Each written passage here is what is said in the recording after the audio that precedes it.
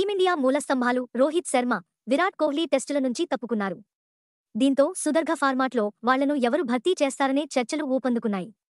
ఈ తరుణంలో రోకో రిటైర్మెంట్పై స్పందించాడు హెడ్ కోచ్ గౌతమ్ గంభీర్. అతడేం అన్నాడంటే, దశాబ్దంన్నర కాలం పాటు భారత టెస్ట్ టీంకు మూలస్తంభంగా ఉంటూ వచ్చారు రోహిత్ శర్మ, విరాట్ కోహ్లీ.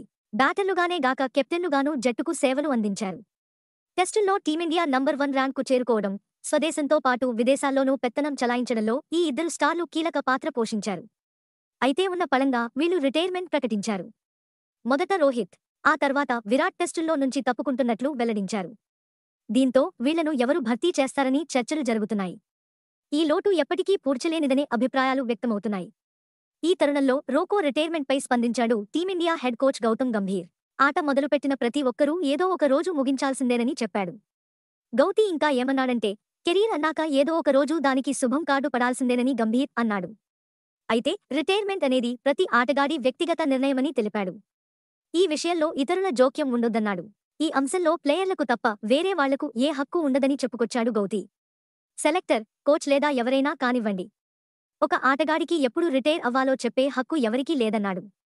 కాబట్టి ఇది ఆటగాళ్ల ఇష్టమని, వాళ్లు సొంతంగా తీసుకునే నిర్ణయం ఇది అని పేర్కొన్నాడు గంభీర్.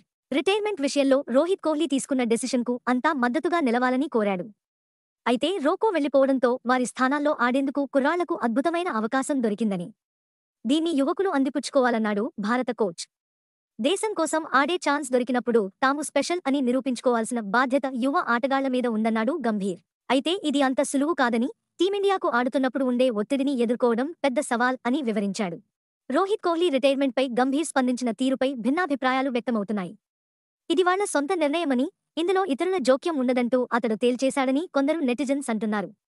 అయితే మరికొందరు మాత్రం ఉన్న పళంగా రిటైర్ అవడం వెనుక టీమ్ మేనేజ్మెంట్, సెలెక్టర్ల ఒత్తిడి ఉందని అనుమానాలు వ్యక్తం చేస్తున్నారు.